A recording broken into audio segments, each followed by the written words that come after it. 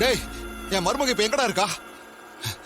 ஏண்டா சாமுண்டீஸ்வரி கிட்ட அவளை மாட்டி விட போறதா சொன்னீங்களே? என்ன அக்கறை?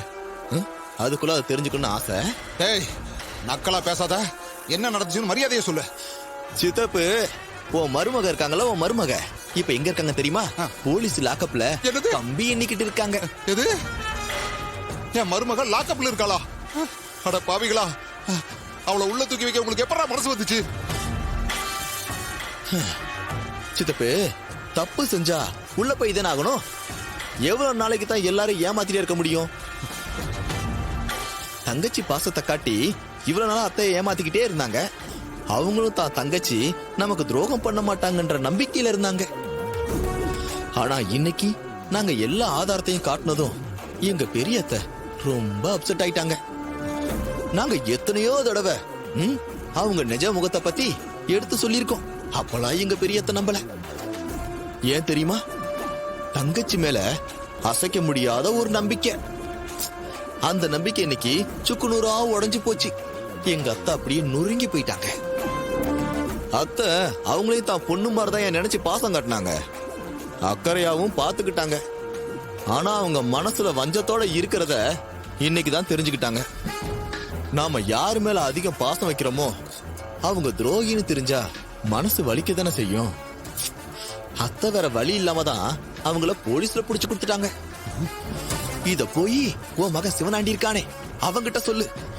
ஏன்னா அவனுக்கு இந்த துரோகத்துல பங்கு இருக்குல்ல. அவங்கிட்ட போய் சொல்லு. இனிமே இந்த ஜென்மத்துல அவங்கள அத்தை வீட்டுக்குள்ள சேர்த்துக்க மாட்டாங்க. இனிமேலாச்சும் உன் மகன் கூட சேர்ந்து அவங்கள நல்லபடியா வாழ சொல்லு. இதை தவிர அவங்களுக்கு வேற வழியே கிடையாது. டேய், எங்க குடும்பத்தை எவ்வளவு டேமேஜ் பண்ண முடியுமோ அவ்வளவு டேமேஜ் பண்ணிட்டீங்க நீங்க ரெண்டு பேரும். உங்களை சும்மா விட மாட்டான்டா. இந்த பாரு, இப்பவே போய் என் மவங்கிட்ட நடந்தது எல்லாத்தையும் சொல்றேன். இனிமே நீங்க நிம்மதியா இருக்கவே முடியாது. ஏயா, தப்பு செஞ்சதுல நீங்க என்னமோ நாங்க தப்பு செஞ்ச மாதிரி சாபம்லாம் விடுற. இங்க பாரு சித்தப்பு, நல்லவங்க சாபமே பலிக்கிறது கஷ்டமா இருக்கு. உன்ன மாதிரி ஆளுங்க சாபம்லாம் சுத்தமா பலிக்காது. ஓகே? ஏய், ஒரு திருந்து பாடுறா நான் என்ன பண்றேன்னு. பாக்கலாம் பாக்கலாம் பாக்கலாம்டா. பாத்து பாத்து. இங்க யாரு போனது சுடுதண்ணி வச்சு உடம்புல ஊத்திக்க கை கால்லாம் வலிக்க போகுது. எப்படியோ வீட்டுல இருந்த தீய சக்தி போயாச்சு. இனிமே நிம்மதியா எல்லாரும் சந்தோஷமா இருக்கலாம். முருகா, இந்த மோட்டர் ஆஃப் பண்ணிடுவோம். இப்ப நீ ஃபீல் பண்ணி எந்த பிரயோஜனமும் இல்லம்மா. உன் தங்கச்சியை பத்தி நாங்க அவ்வளவு தூரம் எடுத்து சொல்லியும் நீ எங்களை அலட்சியப்படுத்தின. ஆனா அவ உன் கூடவே இருந்து உனக்கு எவ்வளவு துரோகம் பண்ணிருக்கா. இப்பவாத அவளை பத்தி புரிஞ்சுக்கோ. பெத்த பொண்ணுங்க எங்களை விட நீங்க அவங்களுக்கு தான் அதிக முக்கியத்துவம் கொடுத்தீங்க. ஆனா அவங்க அதை தப்பா பயன்படுத்திக்கிட்டு உங்களுக்கு எதிராவே நிறைய விஷயங்கள் பண்ணாங்கம்மா. அதெல்லாம் கார்த்திக் தான் தடுத்து நிறுத்தி உங்களை காப்பாத்திருக்காரு. அத்தை, அவங்கள பத்தி இன்னும் எவ்வளவோ இருக்கத்த.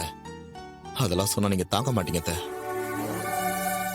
அன்னைக்கு சிவனாண்டி வீட்டுல பொங்கல் வைக்கிறப்பவே கையங்களவுமா மாட்டிக்கிட்டாங்க. ஆனா அன்னைக்கு அந்த காளியம்மா டிராமா பண்ணி அவங்கள காப்பாத்தி விட்டாங்க.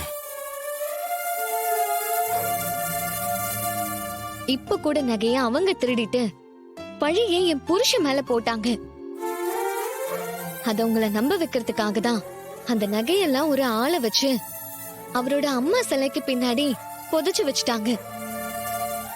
ரொம்ப கிரிமினலா எல்லா வேலையும் பாத்துருக்காங்கம்மா. நல்ல வேலை, சின்ன மாப்பிள்ள எல்லாத்தையும் கண்டுபிடிச்சு ஊர் ஜனங்க முன்னாடி உன்னை அவமானப்படாம காப்பாத்தினாரு. உன் தங்கச்சியை பத்தி நீ நல்லா புரிஞ்சுக்க. அம்மா, என் புருஷன் எவ்வளவு கஷ்டப்பட்டு எல்லா உண்மையும் கண்டுபிடிச்சாலும் இன்னும் நீங்க அவரை புரிஞ்சுக்காம இருக்கீங்களே, ரொம்ப வேதனையா இருக்குமா.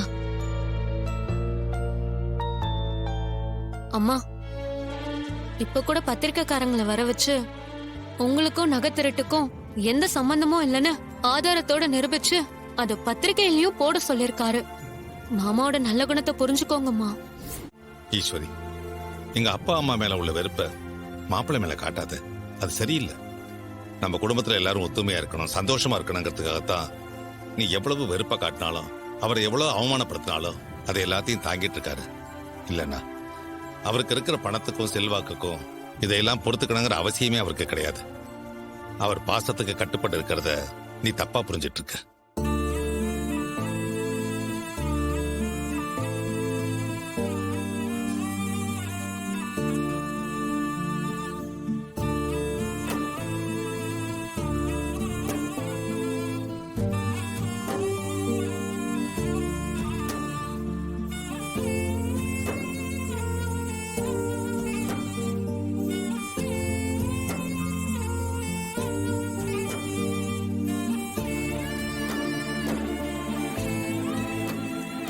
அம்மா, நான் அவளுக்கு என்ன குறை வச்சேன்?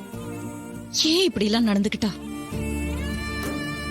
உன்னையும் இன்னொரு தங்கச்சியும் இழந்த மாதிரி அவளையும் இழந்துடக்கூடாதுன்னு தான் அவ ஏதாவது தப்பு பண்ணாலும் பொறுத்துக்கிட்டு இருந்தேன். அது இப்போ தப்புன்னு தோணுதுமா. அவளை அப்பவே கண்டிச்சு சரி பண்ணிருந்தா இன்னைக்கு இவ்ளோ பெரிய தப்ப செஞ்சிருக்க மாட்டா. அவளை போலீஸ் அரெஸ்ட் பண்ணி கூட்டிட்டு போனப்போ எனக்கு ரொம்ப வேதனையா இருந்துச்சு. இருந்தாலும் அவ செஞ்ச தப்புக்கு தண்டனை அனுபவிச்சுதான் ஆகணும். அவளுக்கு அவ புருஷனோட வாழணுங்கிற ஆசை இருந்தா அதை என்கிட்ட நேரடியா சொல்லிருக்கலாமே. நானும் அவளை சந்தோஷமா அனுப்பி வச்சிருப்பேன். அதை விட்டுட்டு அவ ஏன் இப்படி பண்ணணும்? இதனால அவ என்ன ஏமாத்துறாளா இல்ல தன்னையே ஏமாத்திக்கிறாளா? ஒண்ணுமே புரியலம்மா. நான் யாரையெல்லாம் ரொம்ப நம்புறேனோ அவங்கெல்லாம் என்ன ஏமாத்துறப்போ என்னால தாங்கிக்க முடியலம்மா. நீதாம்மா எனக்கு துணையா இருக்கணும்.